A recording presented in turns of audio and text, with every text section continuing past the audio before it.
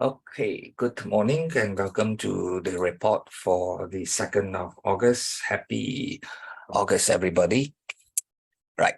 So today I want to talk a bit something important developments. It's something that can affect the value of the US dollars in the longer period, but not in the short term. Yeah. So just to let you know, to whatever discussions we have today will be in the longer term. And the thing that I want to talk about is that of the BRICS here.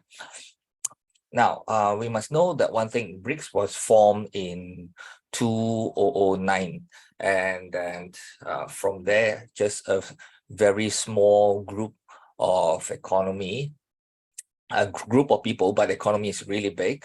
It grew and became more and more relevant than now. At least right now, it's very, very relevant.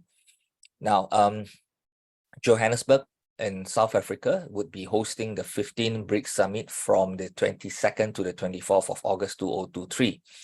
And during that event, right, it is expected the BRICS bloc to announce its expansion by accepting more countries into them. Okay. So, according to Reuters, South Africa's top diplomat in charge of the relations with the bloc said more than 40 countries have expressed their interest in joining the BRICS. Now, from the 40, 22 had formally asked to join, and the remainder expressing an interest to join. So we, from a very, very small group right now, BRICS could potentially grow into something really huge, right? So this is something very, very interesting. You know, like I said, from just Brazil, Russia, India, China, and South Africa. If they add in this, if they really accept all these 22, it's going to be like 27 countries or more if the rest jumps in. And when you talk about this kind of size, it definitely would be a test to the US hegemony of global affairs, as well as the US dollars as the world's foremost reserve currency. Okay, when you have this such a big block, because we are not talking about just alliance in the views in certain things, but mainly the biggest thing is just the economic alliance, and that's really, really big. Okay, so if you look into it, one of the closest monitored developments in the BRICS is actually its intention to create an alternative currency to the US dollar. And this is, I think, one of the crucial points where it's really causing the US sleepless nights, and they will do all their best to actually, stop this. Now, you can't blame the BRICS nation in doing this. Now, after witnessing the freezing of 600 billion US dollars of Russian US dollar reserve, I am very sure a lot of leaders around the world will be thinking they would be next if they step on US toes, right? So think this, if the BRICS currency comes into fruition, the coming years would be very, very volatile for anything which is essentially priced in US dollars. This is something that I want everybody to take note. But not panic. Do not panic and selling all US denominated assets right now. This process will take time.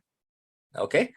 So currently, the new development bank that is based in Shanghai is a financial institution created by the BRICS.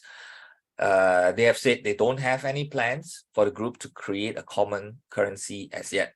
Now, do take note that this common currency will be backed by gold. This is their plan, yeah. So right now, that's why I said don't panic. Right now, this bloc group of nations is currently pushing to conduct more trades between each other in local currencies, as they are not ready to challenge the global dominance of the US dollars. Yes, yet. But if they were to grow into a bigger nation, not just 5, but now 28, then what they're going to do next is that they will trade local currencies. not the US dollars. And only after severely weakening the US dollars, then they would come with their own currency. I think this would be the natural progress of it. Okay. Now, at the next BRICS meeting, right, at the end of this month, we could see the BRICS announcing Argentina, Egypt, Saudi Arabia, UAE, and Indonesia formally joining the group. They could, okay? Now, among all these names over here, I think the most crucial one will be Saudi Arabia. Because in 1974, the Saudis agreed to trade oil exclusively in US dollars in exchange for the kingdom's security. You know, security coming from the US, obviously. And that gave the power to the US dollars, right? So now, if you fast forward almost 50 years later, with Saudi Arabia joining the BRICS bloc, this could also derail the US dollar hegemony if they accept new BRICS currency for oil. They can also say, okay, now we trade in the local currency first, and this alone will already weaken the US dollars. Now, if you have another currency on top of that to take over, wow, then you know it's a different case.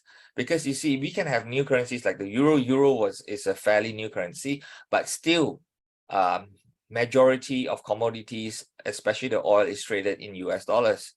But if the Saudi accepts this and OPEC plus accepts this, it will be a different case. Regardless, they don't need even to come up with a new BRICS currency. By Saudi saying that members of the BRICS, we now allow you to buy oil in local currency, that alone will weaken US dollars.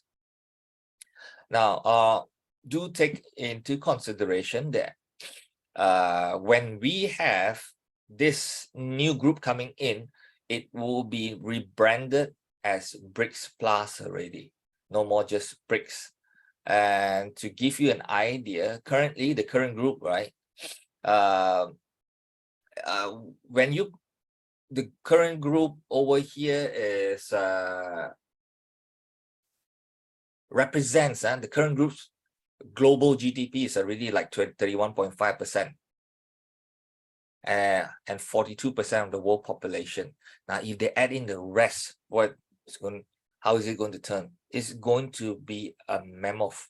Okay, so that's why it's expected by year 2030, BRICS is expected to contribute over 50% of global GDP, and now that's a huge thing.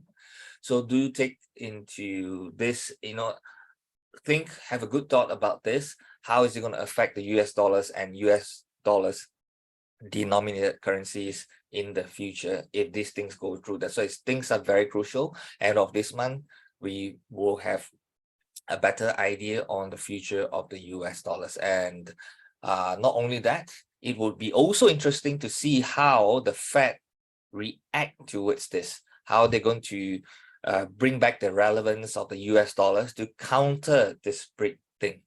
Okay, that will be very crucial. But at the end of the day, I think the new word into all financial markets will be volatility. Okay, that I think we can't escape from that already. Okay, so with that, I think that's the end of today's update about fundamentals. Let's look into the charts next. Okay.